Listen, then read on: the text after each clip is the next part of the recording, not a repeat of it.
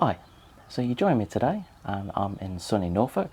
It is a Sunday morning, it's quite early actually, and the place I'm staying is a place called Sheep Dip. It's an absolutely fantastic place. I must admit, just a couple of minutes ago breakfast has arrived. That proves how early it is. I'll show you that after I've finished reading this story.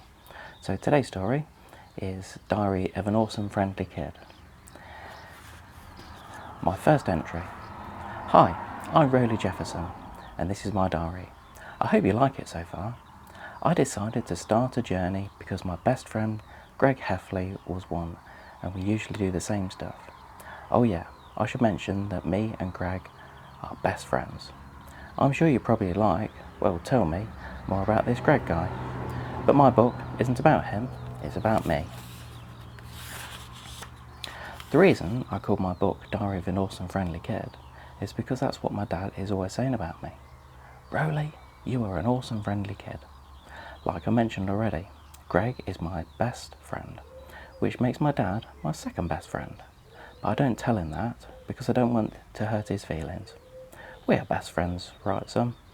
Now that I brought up my dad, I should mention he doesn't seem to like Greg all that much. And the reason I get that feeling is because my dad is always saying it. I do not like Greg. But that's only because my dad doesn't really get Greg's sense of humour. Right now, you're probably thinking, hey Rowley, I thought this book was supposed to be about you. Well, you're right. So from now on, I promise there's going to be a lot more Rowley in here. The first thing I need to know about me is that I live with my mum and dad in a house at the top of Surrey Street, which is the same street as my best friend Greg lives on.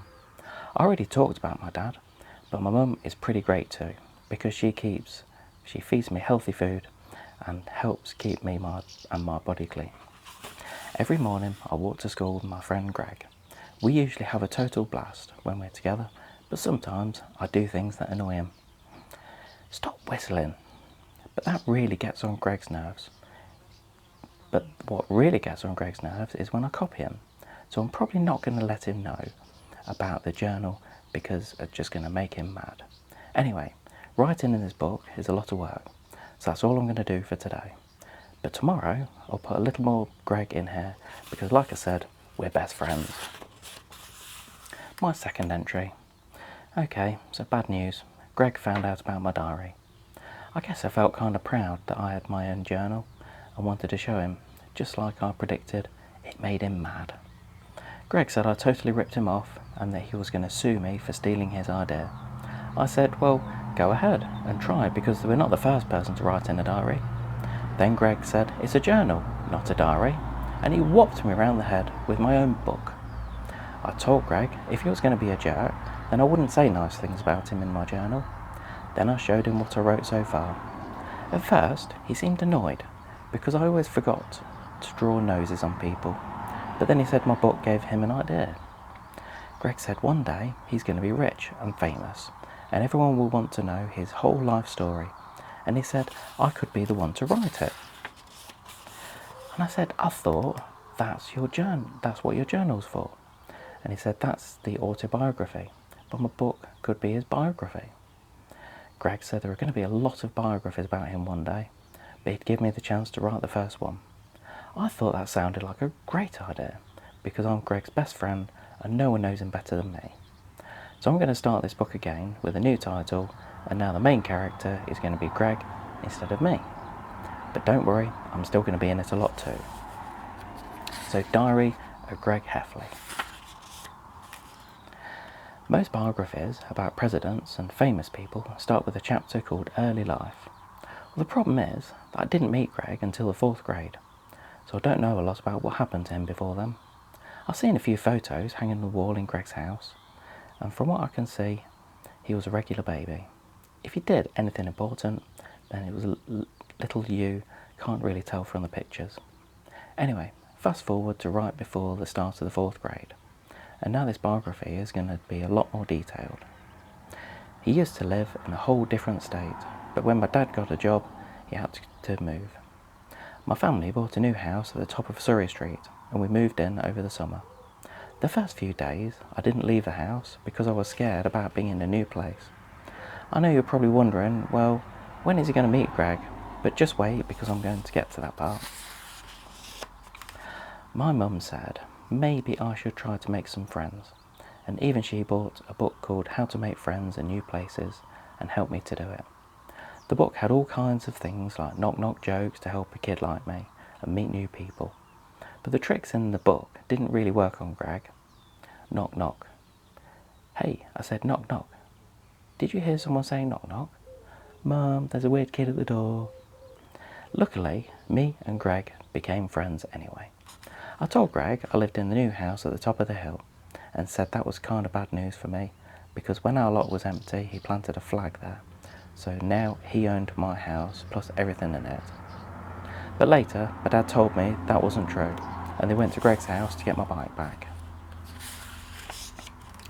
I'm pretty sure that the first time my dad told me what he thought about Greg. I do not like Greg, said his dad. But I like Greg a lot. He is always doing hilarious things, making me laugh right after I take a big gulp of milk. But plus Greg is always playing wacky pranks on me, and they usually make me laugh pretty hard too. So I'll bet you can tell why me and Greg have been best friends since 4th grade. I even got a locket to make it official, but Greg said those things are for girls, and that's why he won't wear his half. Well, I could probably fill up a whole book with many zany things me and Greg do, but since this is his biography, I should probably write some stuff about his family. Greg has a mum and dad, just like I do, but are pretty regular parents, so I don't have a lot to say about them. But Greg isn't an only child like me. He's got an older brother named Roderick, who has a rock band called Loaded Diaper. Some of the songs have swears in them, so my mum and dad won't let me be at the Heffley's house when Roderick has practice. Greg also has a little brother called Manny, who is only 3. And don't ask me why, but the first time I went to Greg's for a play date, Manny randomly pulled down his pants and showed me his bum. Now every time I see Manny, he acts like we have this big secret or something, which makes me feel really uncomfortable. Anyway, I guess what wraps up with the first chapter of Greg's biography. And if you're thinking, Rowley, when are we going to get to the exciting parts? Then just wait.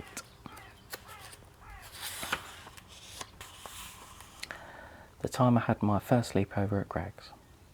After me and Greg met, we had a few play dates at my house and a few play dates at his house.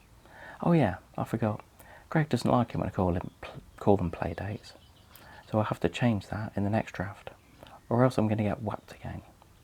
Anyway, me and Greg hung out a lot in each other's houses, but when one day he invited me over to his house for a sleepover, I was pretty worried because I'd never slept away from the home before.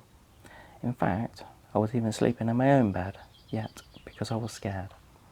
I told my mum I was too nervous to stay at Greg's house, but got a little less nervous when she said I could take carrots with me. When I got to Greg's, we played in his room for a while, but at 9 o'clock Mrs. Heffley said it was time to go to bed, and she said we had to sleep in the basement. Well, now I was super nervous because I think basements are really creepy. As soon as Mrs. Heffley turned the lights off, Greg said he needed to tell me something important. He told me there's a half man, half goat that lives in the woods in our neighbourhood, so I probably shouldn't go outside alone at night. Well, I was not happy to hear that news, and I really wish someone told my parents about this goat guy before we moved into the neighbourhood. Anyway, the goat thing got me totally spooked, so I hid under the covers. But I think Greg got pretty spooked too, because he crawled under them with me. Then all of a sudden, there was a crazy noise right outside the window, and it sounded exactly how a half man, half goat would sound. Me and Greg didn't get eaten by this goat guy, so we got out of there as fast as we could. But we almost died anyway, because we trampled on each other running up the stairs. We locked ourselves in the laundry room, so the goat man couldn't get us. But that's when we found out it wasn't the goat guy at all, it was just Greg's brother, Roderick, playing a trick on us. Okay, this next part is embarrassing, but sure, it's a biography. I've got to tell the whole truth. I wet my pants when we were in the basement and when I heard those noises outside. Mrs. Heffley came to give me an extra pair of Greg's underwear, but they were too small, so my dad had to come get me and bring me home in the middle of the night. It was a long time before I was allowed to go to Greg's for another sleepover, but that's a much longer story, and I'm not sure there's even room for that one in this book. Anyway, that's just a couple of chapters from this book. I really like this, Diary of an Awesome Friendly Kid. Hopefully you can hear the birds singing. I must admit I did just look over because I've got you probably can't see it, I've got a little ladybird that's joined me as well for this story. Now I'm going to show you, because I do love my breakfast.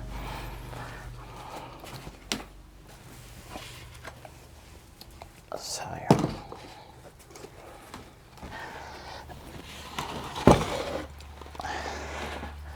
this is the breakfast that has just arrived.